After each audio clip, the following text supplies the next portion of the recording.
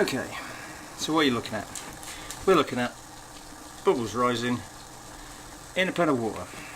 So why do bubbles rise? Well, energy travels in a double helix, and when it goes through the metal and into the water, it rolls over into an ouroborus torus HETEROMAC formation, which is a bubble. And they sit on the bottom, expanding and contracting. They expand, and then their energy is lost to the water, and so they contract.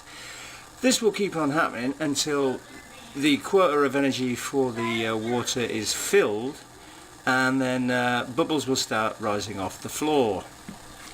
And they will become a HETEROMAC column all the way to the top.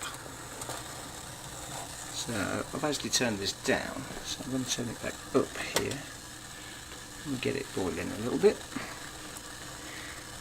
And the HETEROMAC formations sit there and swing like vortices, because that's basically what they are. Many vortices stacked one on top of another.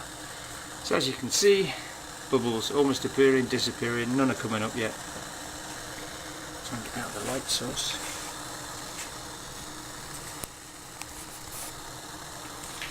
Until finally a Birkeland current finger will start to push its way up. Energy will escape the bottom and go up, but eventually a Birkeland current finger will form from top to bottom, and a Birkeland current finger turns into a HETEROMAC and back to a Birkeland current. So eventually you get a string of beads, a string of HETEROMAC formations in a row, and that is how energy travels through water.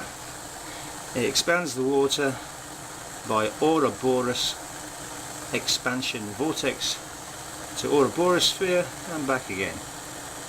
And so they're still not reaching the top yet. So this is on a serious boil right now.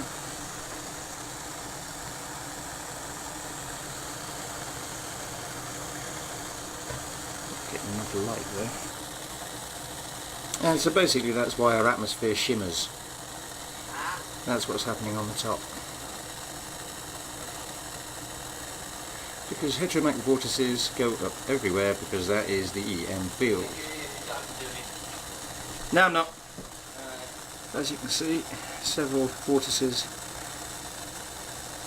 popping up. This is energy leaving the planet and going through the atmosphere. HETEROMAC formations. And that's exactly how heat moves through our atmosphere, expanding all the oxygen and everything else.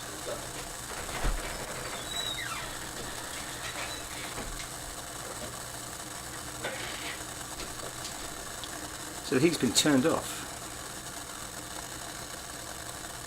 and so the water will go cold, and no more HETEROMACs.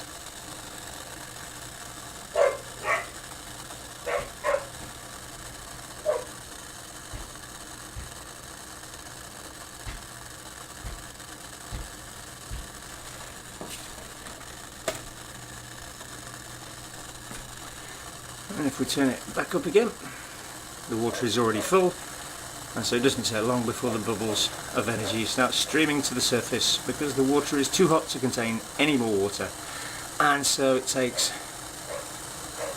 gas as steam to the surface.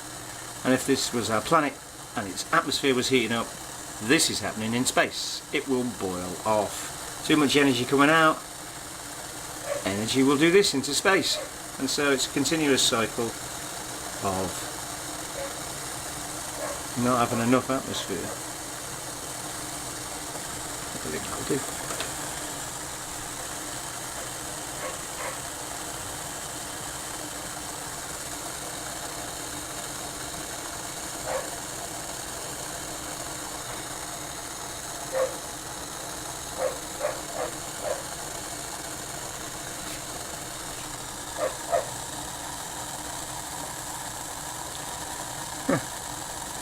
What looks like a magnetic field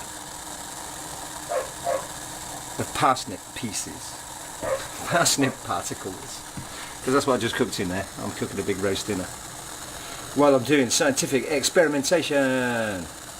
Yeah. So yeah. Oop.